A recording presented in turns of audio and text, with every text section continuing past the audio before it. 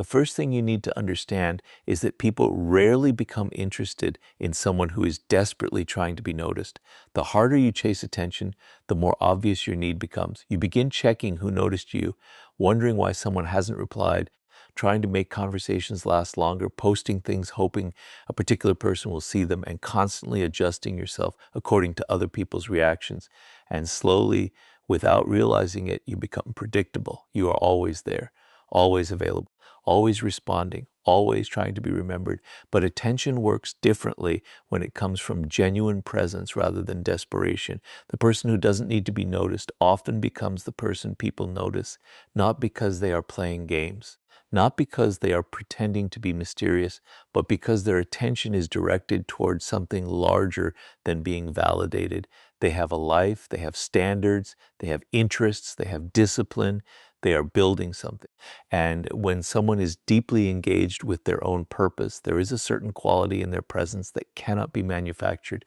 Think about the difference between someone who enters a room desperately looking for approval and someone who enters quietly, comfortable with themselves, focused on what they came to do.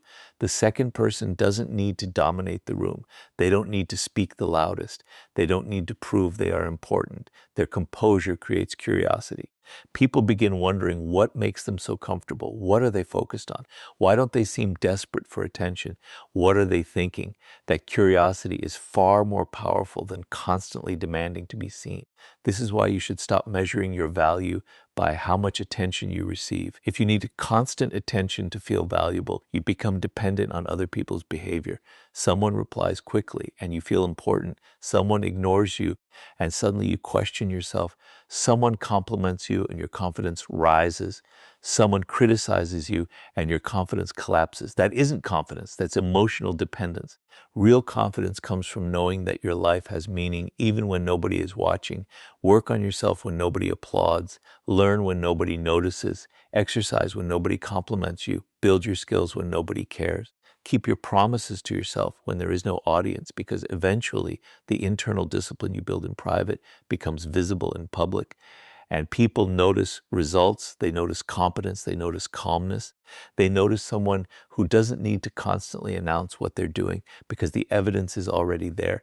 This doesn't mean you should become distant or cold. Be warm, be genuine, be interested in people. Listen, connect. But don't make connection your entire identity.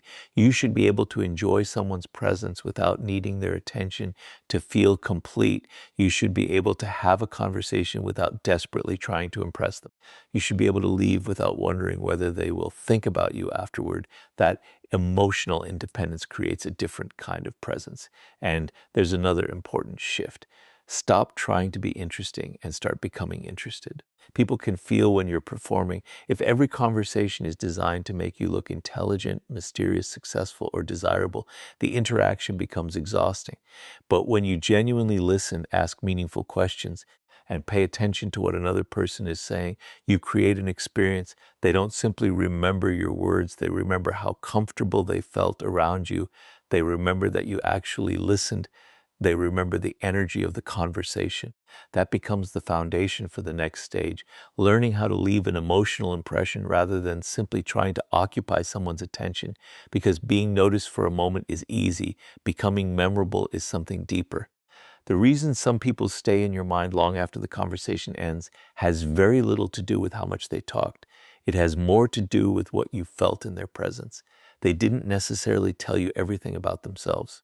They didn't constantly demand your attention. They simply created an emotional experience that your mind naturally wanted to revisit. That is the difference between being noticed and being remembered. Anyone can make noise. Anyone can send endless messages. Anyone can tell you how interesting, successful, intelligent, or different they are. But when someone is constantly trying to prove their value, you begin to feel the effort behind the performance. Real presence doesn't feel like a performance. It feels natural. And one of the strongest ways to become memorable is to stop focusing so heavily on what you want people to think about you and start focusing on what people experience when they are around you. Make conversations meaningful. Listen when others speak. Remember small details. Ask questions that go beyond the surface. Don't interrupt simply because you're waiting for your turn to talk. Give people your full attention when you're with them. These things sound simple, but they are increasingly rare. Most people are physically present while mentally somewhere else. They're checking their phones, thinking about what they'll say next, worrying about how they're being perceived, or trying to impress the person in front of them. So when someone actually listens, the difference becomes noticeable. They feel seen, and people tend to remember the person who made them feel seen. But emotional impact isn't only about being warm. Sometimes what makes someone memorable is the contrast they create. They can be calm in a chaotic environment. They can be confident without being arrogant. They can disagree without becoming hostile. They can laugh without needing approval. They can walk away without making the other person feel abandoned or punished. Their emotional stability becomes part of the experience, and that stability creates curiosity. People begin to wonder what is happening beneath the surface. Why are they so calm? Why don't they seem desperate? Why don't they need everyone to agree with them? Why does their attention feel valuable? These questions can naturally create psychological interest without you deliberately trying to manipulate anyone. And there is another important principle. Don't reveal everything at once, and not because you should play games. Not because you should pretend to be mysterious, but because genuine relationships develop through discovery. If someone learns everything about you in one conversation, there is little room left for curiosity. Share what is relevant. Be authentic, but allow your personality, your values, your experiences, and your ambitions to unfold naturally over time. Depth is more memorable than information. A person who tells you 20 facts about themselves may be forgotten tomorrow. A person who shares one meaningful story that connects emotionally to something you experience may stay in your mind for years. That is because memory is connected to emotion. Think about the people you remember from your own life. You probably don't remember every sentence they said. You remember how you felt. You remember the conversation that made you laugh when you needed it. You remember the person who believed in you when you doubted yourself. You remember someone who challenged you in a way that changed your thinking. You remember the person who made an ordinary moment feel significant. That is emotional presence. And emotional presence cannot be faked consistently. It comes from actually developing yourself. If you are empty inside, no communication technique will make you deeply memorable for long. You need experiences, you need values, you need purpose, you need something you're building. You need opinions that come from thought rather than imitation. You need a life that exists beyond the person you're trying to impress.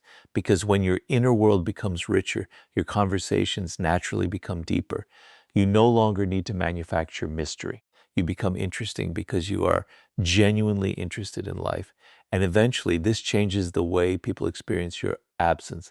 They don't remember you because you demanded that they remember you.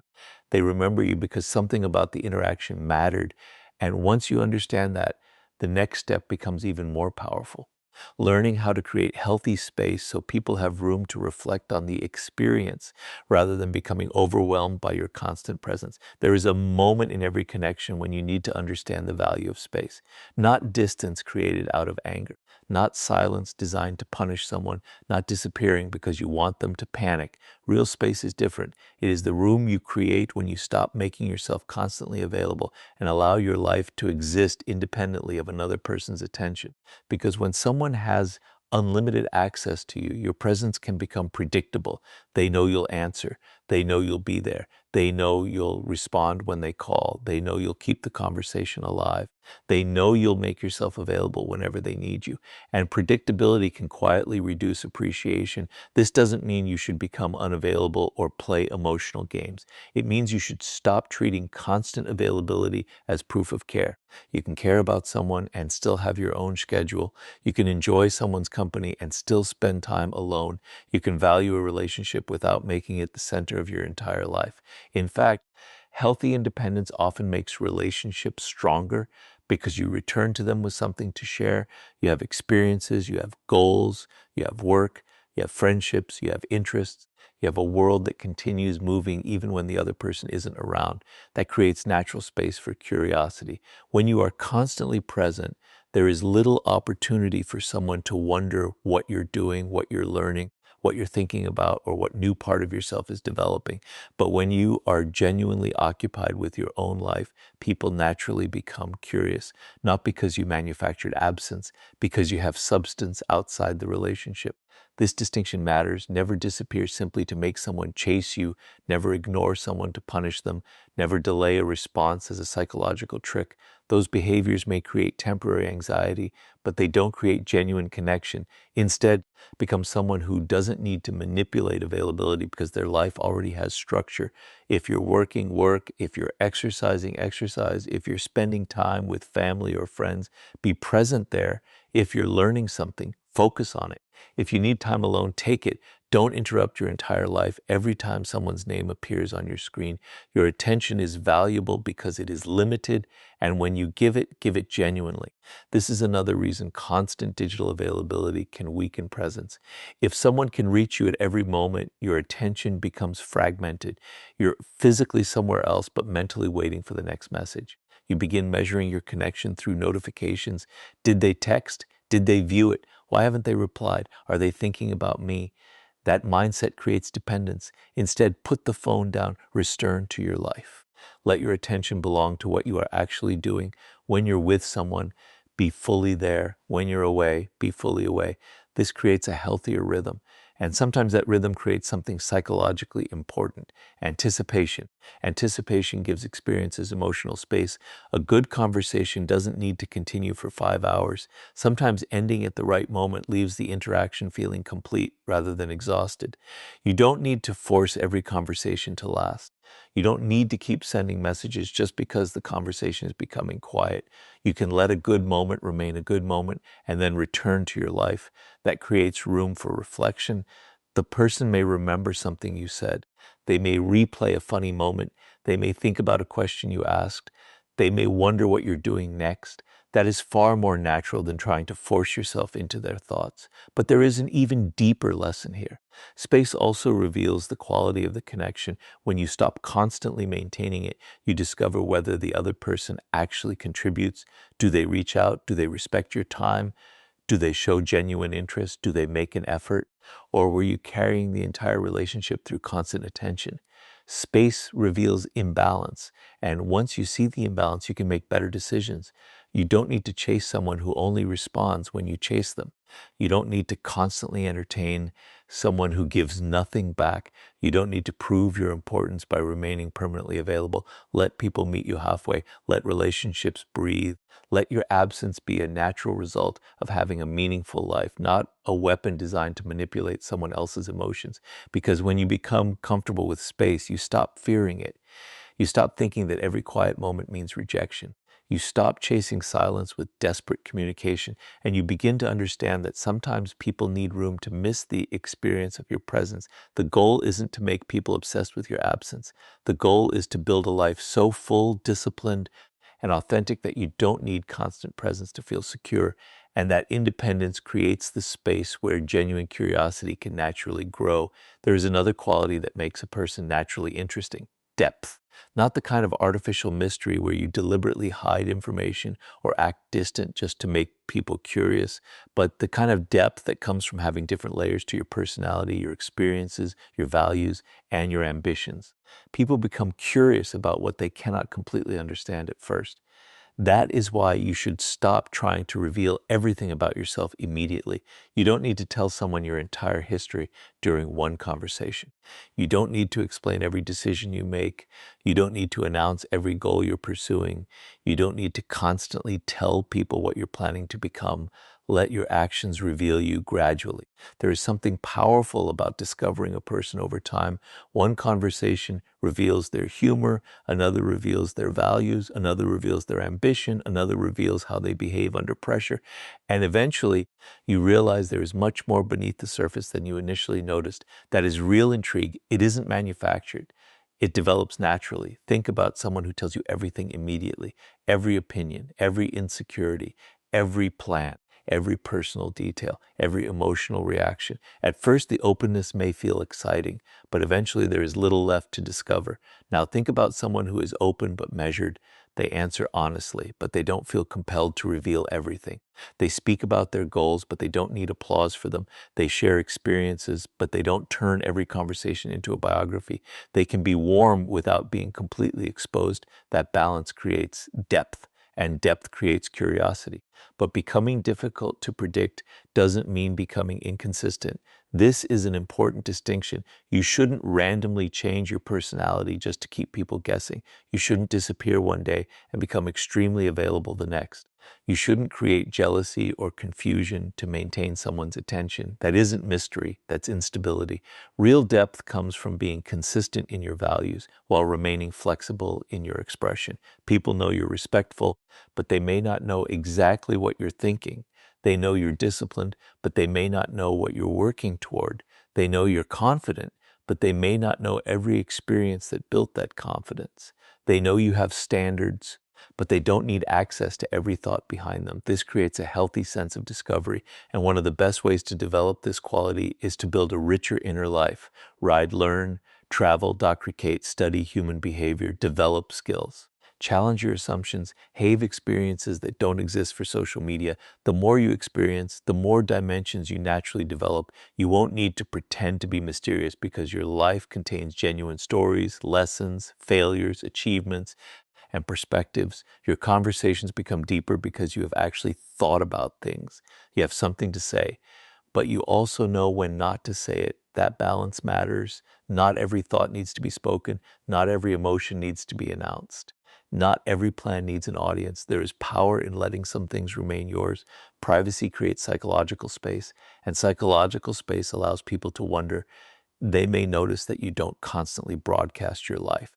They may see you improving but not know every detail of the process. They may hear you mention a new interest and wonder where it came from. They may notice that your priorities have changed because your behavior has changed. That kind of curiosity is natural. And it becomes even stronger when your actions occasionally surprise people in positive ways. Maybe you're usually quiet, but when you speak, you have something meaningful to contribute. Maybe you're serious about your work, but you have a playful side that appears unexpectedly. Maybe you are confident in public, but deeply thoughtful in private. These contrasts create dimension. People remember dimension. Flat personalities are easy to understand and easy to forget. Depth takes longer to understand, and what takes longer to understand often stays in the mind longer. But don't make the mistake of becoming obsessed with being unpredictable. The moment you start performing mystery, the mystery disappears. Instead, focus on becoming a person with enough substance that nobody could understand your entire world in one conversation. Have goals, have standards, have interests, have principles, have experiences, have a private world that doesn't require constant validation. Then let people discover those layers naturally. You don't need to force curiosity. You simply need to stop giving away everything before there is a reason to, because when people sense that there is more beneath the surface, they don't need to be manipulated into thinking about you. Their own curiosity does the work. And once that depth is combined with a meaningful life, something even more powerful happens. Your attention itself becomes valuable. Your attention becomes valuable when it is connected to a valuable life. This is something most people misunderstand. They think being memorable means learning how to make someone think about you constantly. They look for psychological tricks, calculated silence, strategic messages, or ways to create jealousy. But those things are temporary. They may create a reaction, but they don't create genuine value. Real value comes from becoming someone whose attention actually means something, and that begins with your own life. If you have no direction, you'll naturally make other people your direction. You'll spend your day checking whether they replied. You'll wonder who viewed your story. You'll analyze every change in someone's tone. You'll measure your worth by whether someone wants your attention. But when you have a mission, your attention becomes selective. You have things to build, skills to develop, problems to solve, goals that require your focus. And suddenly, you are no longer sitting around waiting for someone to give your life meaning. You are creating meaning yourself. That changes the energy you bring into every relationship. You don't approach people from emptiness. You approach them from abundance. You don't think, please notice me. You think, I have a life I'm already committed to. That difference can be felt. People recognize when someone has direction. They recognize discipline. They recognize someone who doesn't abandon their priorities every time another person demands attention. And discipline is attractive because it communicates self-respect. If you tell yourself you're going to wake up early, wake up early. If you decide to improve your health, follow through. If you say you're going to learn a skill, keep learning when the excitement disappears. If you have a goal, work toward it even when nobody is watching. Every promise you keep to yourself strengthens your identity. And the stronger your identity becomes, the less you need other people to constantly reassure you. This also changes the way you communicate. You stop trying to impress everyone. You stop telling people everything you're planning. You stop performing success. Instead, you let results accumulate quietly. Maybe you're learning something new. Maybe you're building a business. Maybe you're improving your body. Maybe you're studying. Maybe you're developing your career. You don't need to announce every step. Let people notice the transformation later. There is something psychologically powerful about encountering someone months later and realizing they've changed. They're calmer, more confident, more skilled, more disciplined, more focused. And you weren't there to witness the process. You simply see the result. That creates curiosity, not because they manipulated you into wondering, because growth naturally creates questions. What have they been doing? What changed? What are they working toward? That is a much stronger form of influence than trying to manufacture mystery. Your attention also becomes valuable when you stop giving it away indiscriminately. If you respond instantly to everyone, engage in every argument, answer every unnecessary question, and spend hours entertaining people who contribute nothing to your life, your attention becomes cheap, not because you are unimportant, because you have trained people to expect unlimited access. Instead, become intentional. Give your attention fully when it matters. Listen deeply, be present, but don't waste your energy everywhere. There is a difference between being generous and being constantly available. There is a difference between being friendly and being desperate for connection. There is a difference between caring about people and abandoning yourself for them. Your life should remain yours. Your goals should remain yours. Your standards should remain yours. And the people you allow close should add something meaningful rather than constantly consuming what you have built. This doesn't mean becoming arrogant. It means becoming responsible for your own energy. When someone earns your attention, give it sincerely. When someone deserves your trust, give it gradually. When someone shows genuine interest, meet them with genuine interest. But never give someone your entire emotional world simply because they gave you a little attention. Let relationships develop through reciprocity. Let people contribute. Let them demonstrate consistency. And as your life becomes richer, your presence naturally becomes more meaningful. People don't need to think about you because you demanded their attention. They think about you because interactions with you had substance, because you were focused, because you listened, because you had depth, because you weren't desperate to be remembered. And that leads to the final lesson. The most memorable person isn't the one constantly trying to occupy someone's mind. It is the person who becomes so secure within themselves that they no longer need to know whether they are being remembered at all. And now you reach the final shift, the one that makes everything else meaningful. You stop caring so much about whether people are thinking about you, because the moment you become obsessed with occupying someone's mind, you have already given them too much space in yours. Ride that again. Your goal was never to make someone constantly wonder about you. Your goal was to become someone who doesn't need that validation. There is a huge difference. One person is calculating every move. When should I reply? Should I wait? Should I post this? Should I disappear? Will they miss me? Are they thinking about me? That person may look confident from the outside, but internally their attention is completely controlled by someone else. The truly confident person doesn't live that way. They communicate when they genuinely want to communicate.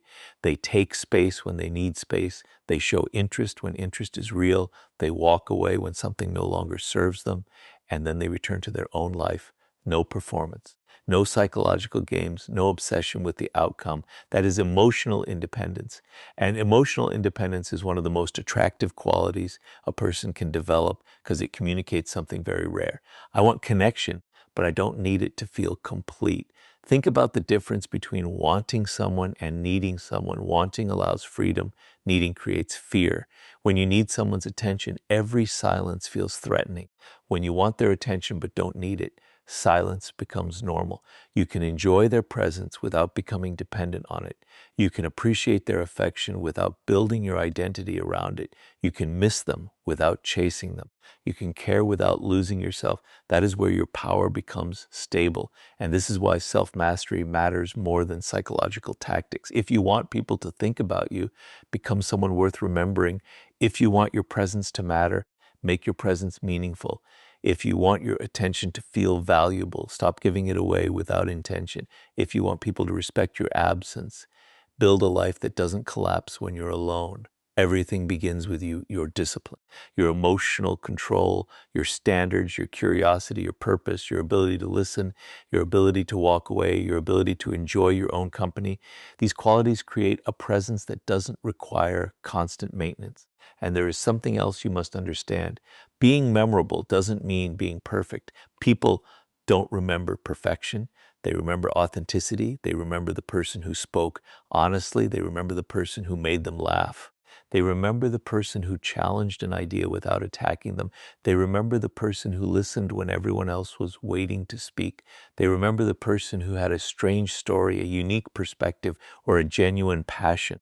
They remember the person who seemed comfortable being exactly who they were. So stop trying to manufacture an image. Build substance instead. Become more knowledgeable, become more disciplined, become more curious, become more emotionally intelligent. Develop interests that genuinely excite you, cultivate goals that challenge you. Spend time alone without feeling empty. Learn to enjoy your own thoughts, because when you become comfortable with yourself, you stop performing for everyone else. And that is when your personality becomes more natural, your conversations become easier, your confidence becomes quieter, your presence becomes less forced. You no longer enter a room thinking, how can I make them notice me? You enter thinking, what can I learn here? What can I contribute? What experience can I have? That shift changes everything. And paradoxically, the less you try to control whether people think about you, the more naturally you can become memorable. Because people can feel the difference between someone who is trying to create an impression and someone who is simply living with purpose. One is performance, the other is presence. And presence lasts longer. So don't chase someone's thoughts. Don't measure your worth by their attention.